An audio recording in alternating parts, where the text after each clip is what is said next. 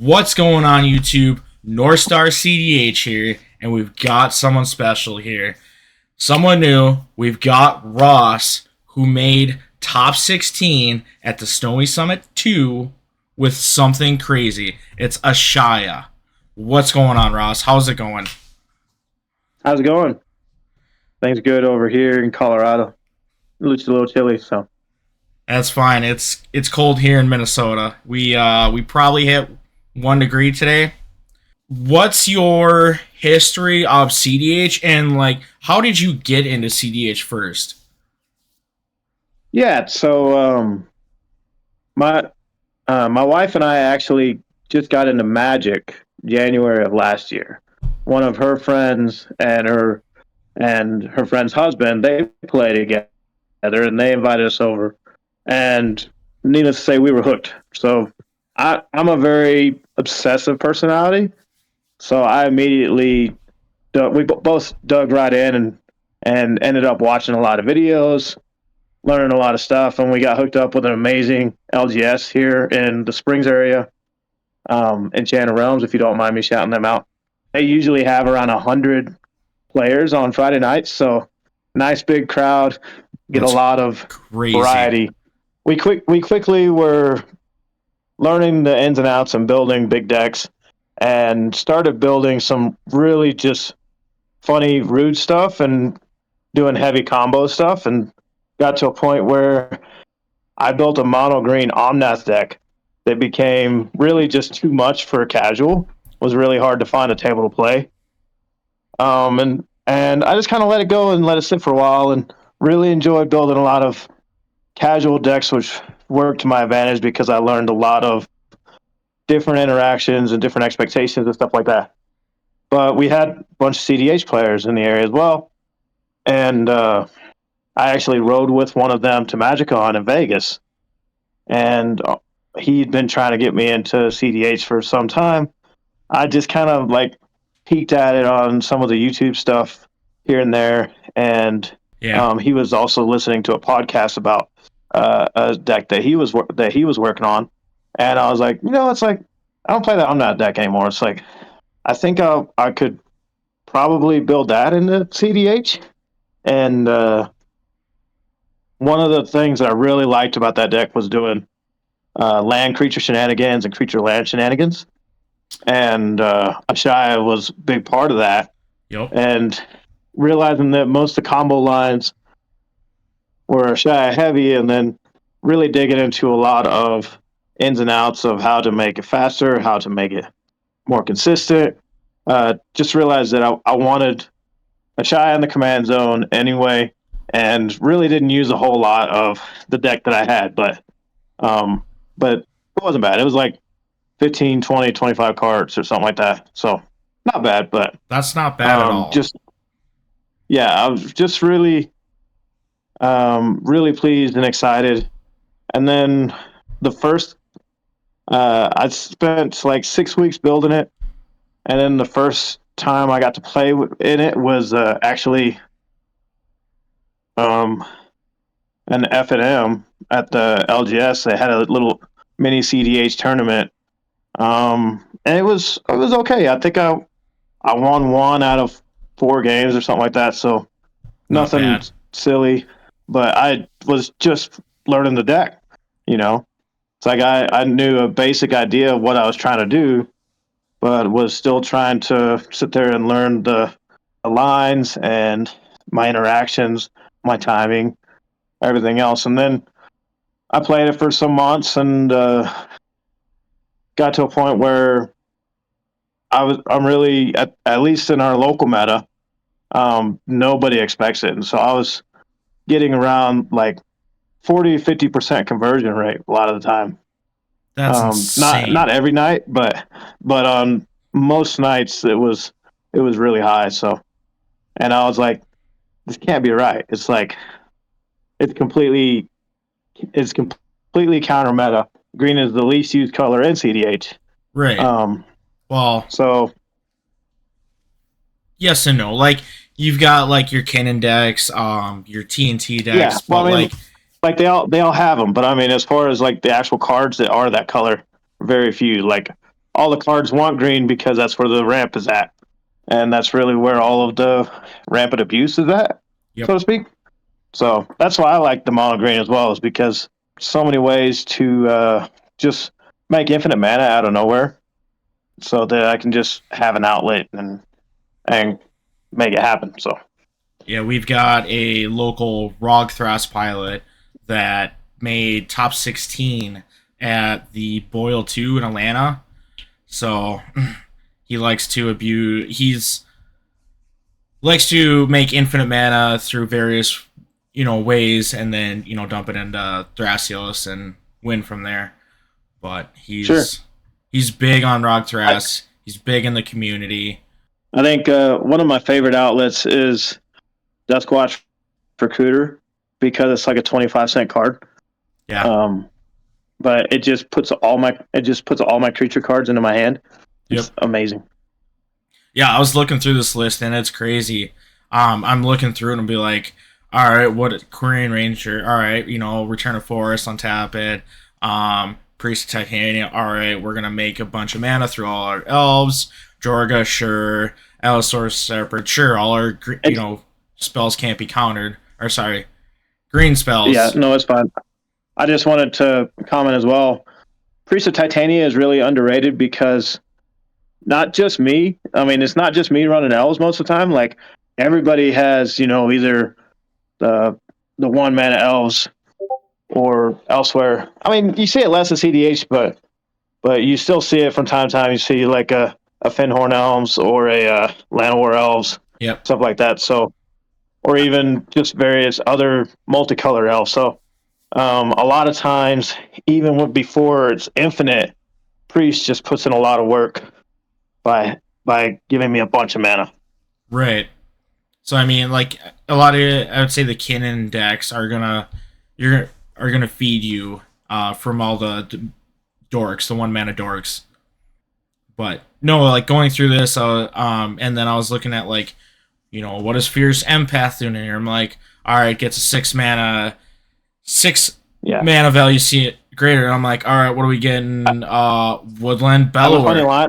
I have a funny line about that because there's only what two cards in the deck that are accessible. Well, I think I just added Wandering Archaic. I don't remember if it's 5 or 6. That Five. used to be Root Maze, and I took that out. But the only two before that, the only two 6 mana creatures was Woodland Bellower and Disciple of Freylis. Yep. And more often than not, I use Fierce Empath to go and get Disciple of Freylis so I can play it as a land. That's awesome. Yeah, That's awesome. but there's the thing is, like the way the deck is built, it's really built turbo. Like it's running pretty low on lands, which isn't necessarily a big deal because there's a lot. There's 18 dorks. There's 15 pieces of non-creature ramp, Yeah, and there's 20 17 creature tutors. you got 25 lands, which is crazy. Yeah, 27 if you count the two MDFCs. Right. But yeah, I mean, like it's the thing is one thing that I really have to worry about in Mulligans is just making sure I have green, because Oh, for the sure. one thing I really like about green, and even in my other decks, they all my for the most part my specialty, like the thing I love most is abusing lands. So I love utility lands. So I have one deck with Omo that's got like Cloud Post and um, Just say, Baldur's Gate and all that other stuff. do you play Legacy by chance? Cloud Post? But Uh, and that deck actually has 4 gates in the deck, but it wins by Maze's End because it makes other lands into gates.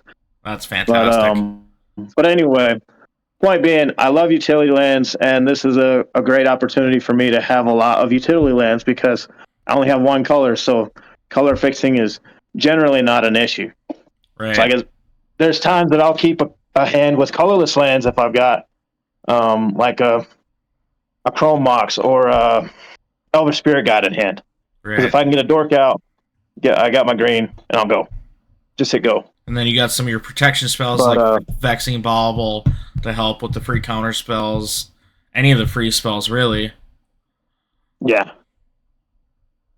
A funny one is Vexing Bobble plus Allosaurus Shepherd, because then I could still play my free stuff. Mm-hmm. Or there's also been a time where I tried to cast a Summer's Pact, and it was a Vexing Bobble trigger. So in response, I Veil Summered my own trigger so that I could use my Summer's Pact to win the game. That's funny. All right, so one card I have to ask: Root Path Purifier. That's a little bit of a pet card, but it works really well if you understand the interaction with Ashaya and in our local meta. I see Blood Moon a lot, so Fair. Ashaya cannot stay on the field with a Blood Moon in play Right. because there's no assigned power and toughness. So Root Pass makes all my lands basic so that it gets around Blood Moon. It has also won me the game in the past because it also makes lands in my library basic. So there's only one thing I think that tutors up a basic land. That's Prismatic Vista. I literally top decked that with infinite mana and no outlet. And with Root Pass on board, I went and got Fountain Port so I could just win the game. So and it's also kind of a carryover from the Omnath deck because I ran a lot of really broken lands in that, but I and also like that speed stage combo stuff like that. But I ran Traverse the Outlands, so if I get Root Pass out there and then Traverse the Outlands will just go and get all my lands because I'm gonna have to be like 40 power or whatever. Right. So it doesn't do the broken stuff in this deck that it did in that, but more so it's protection. So you've got a couple cards that untap target lands, which is entertaining with Yes, Cradle. 3 of them. So So there's Hope Tender, Lay Weaver, Argothian Elder. Well, I guess the one elf that also untaps target forest, but those right. are actually mainly used for infinite loops as well because when they untap 2 with a Shia out, they can target themselves plus another land. Just say, do you want to kind of Uh, explain the combo with the infinite mana? yeah, so with the Hope Tender is a little bit harder because it costs 1 and plus tap and exert it Mm-hmm. to untap 2 lands. So you have to have a land that taps for 2 or more. But either the other ones, any other land, because the Shia makes your creatures in the forest lands in addition to other types. So once the Shia comes out, you target themselves plus another land to untap them, and then you just keep that going so you can make infinite mana. A fun fact too is that Maze of Ith is a combo piece as well because it untaps target creature and prevents damage, but it does not remove from combat. So I don't even need a Shia to make infinite mana if I swing with the creature and then untap it with Maze of Ith. That's fantastic. So what I do need to do is have some sort of flash enabler if I do that route. Like E Zone. Yeah, so usually if I do that E zone or if I've got Yisan or I can't remember his name, but the flavor text it says it's okay, they're just elves. But the ones that search out elves, because then I could search out Yiva, Nature's Herald, to get flash, and I get flash in a Shia. And then, Say then yeah. I can either so then I can either flash in all the creatures or I can move out of combat and make infinite mana outside of combat to continue the rest of the lines. Yeah, and then you've got, Duskwatch Recruiter is an outlet for the infinite mana to go find Walking Ballista and just win with Walking Ballista. Yeah, Walking Ballista is the most common, but there's other stuff in there to Finale. get around protection. So, like, if there's enough creatures out, for example, I can loop Infectious Bite and give everyone poison counters with endurance loops. Are you familiar with that? Oh, that is fantastic. Because it doesn't target; it gives each opponent a poison counter. Yep. If there's not enough creatures that I can play Dosen, and because I can loop my library, because I can cast spells and then just keep looping them and Yep. make the endurance loops, I can put infinite draw triggers on the stack and make everybody draw out their deck without being able to cast anything. That's fantastic. Got it. Ashaya is a threat at the table. It's not what you would expect for sure. No, this is fantastic. I'm a fan. So my favorite game that reminds me about my favorite game was the first game at the contest. Well, so getting back to the contest, right? The Snowy Summit. It was a 5K event. There was 128 contestants. Um, I went 3-1-1 in the semis, qualifying fourth with 16 points. There was two of us with 16 points, two ahead of us with 17 points. I lost in the semifinals.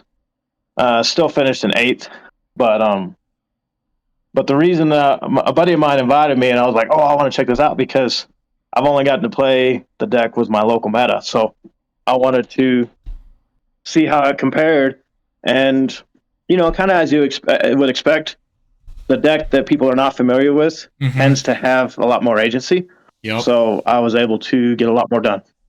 Oh, for sure. But my very first game was really funny and really fun because I was playing against Sisay, Magda, and Yuriko.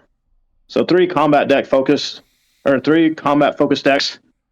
And my turn one, I exiled Eternal Witness under Chromox, and I tapped that and played Concordant Crossroads.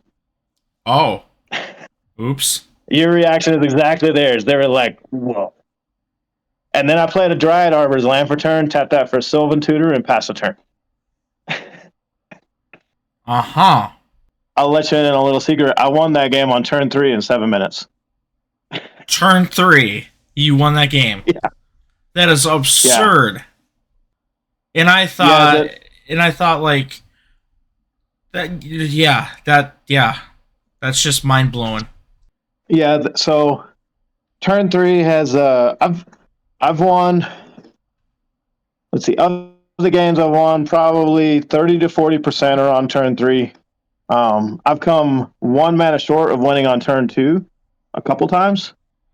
Turn 1 is really not likely. Like, it's the perfect 7 and the perfect top deck, and I have to be on top of my game with no interaction. It's just Right. not going to happen.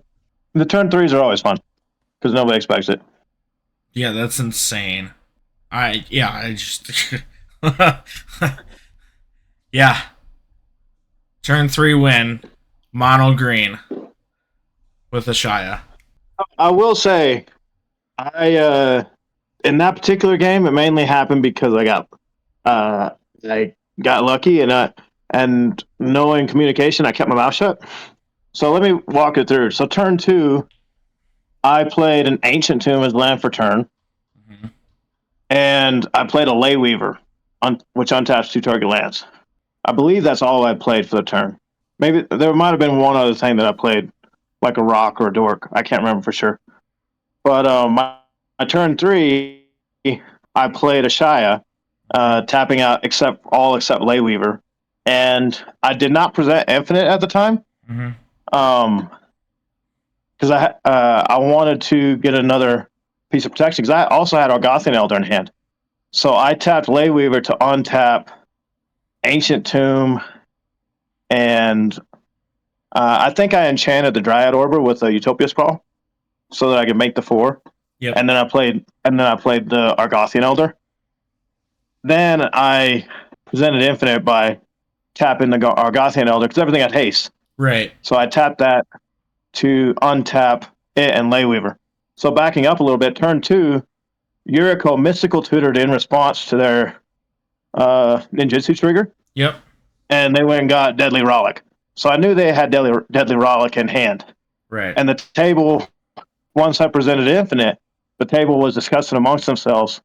And they're like, well, he's got these 2 untappers. Like, if you get rid of Ashaya, he can just bring it right back next turn because he's got plenty of mana.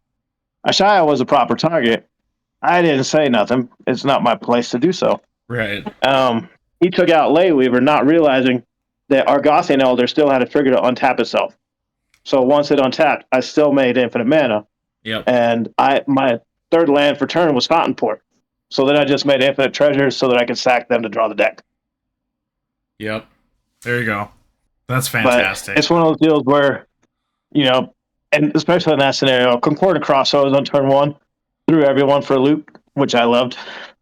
So Yeah, that's just insane though. Like turn one, Concordant Crossroads. What? Who does this? So no, this is cool. I love this list. I think it's awesome, and especially how well you did at the Snowy Summit 2 is even more proof that it's you can say it's either your piloting skills or the commander or how well you know the deck. I mean, even a combination of everything, like definitely one to be respected now. And as far I as appreciate like it. what Ashaya can do Yeah, is insane. yeah. So there was some other mono green players at the competition. There was two Yisan players and a Kona player, and I think there was a Savala player. Or not. I don't know. Sorry, not Savala. Lumra. So Yep. I've looked into some of those decks, and Lumra is really cool too. But at least the one that I played against, it felt really slow. Yeah. And maybe it's just the way it's built. Maybe it was bad draw. But I was looking at the list on the side after we played, and maybe it was just budget too. I mean, my deck was among the cheapest in the top 16, but it was also probably one of the most expensive mono green, Fair. which is interesting, but it is what it is. But like I said, it's mainly I I wanted it to be fast. I wanted it to be turbo. It's like Right. I don't like sitting there spending 3 hours in a game, which is why I took Root Maze out because I played it. I was seat one in the semis, and I played Root Maze. I've never had it resolved before. Not only that, nobody tried to remove it, and I was like, "This is great." It's like first 5 turns, this was great because everyone was still kind of getting their stuff in place. I got a shy out, but I didn't have an outlet, so I didn't bother tutoring for mana, and ended up biting me in the ass because once the shy come out, all my creatures come in as lands, so they came in and tapped. Mm-hmm. And there was Concording Crossroads played in that game as well. So everybody else had haste while my stuff was coming in tapped, and I Yep. never drew removal. And so it's like, oh.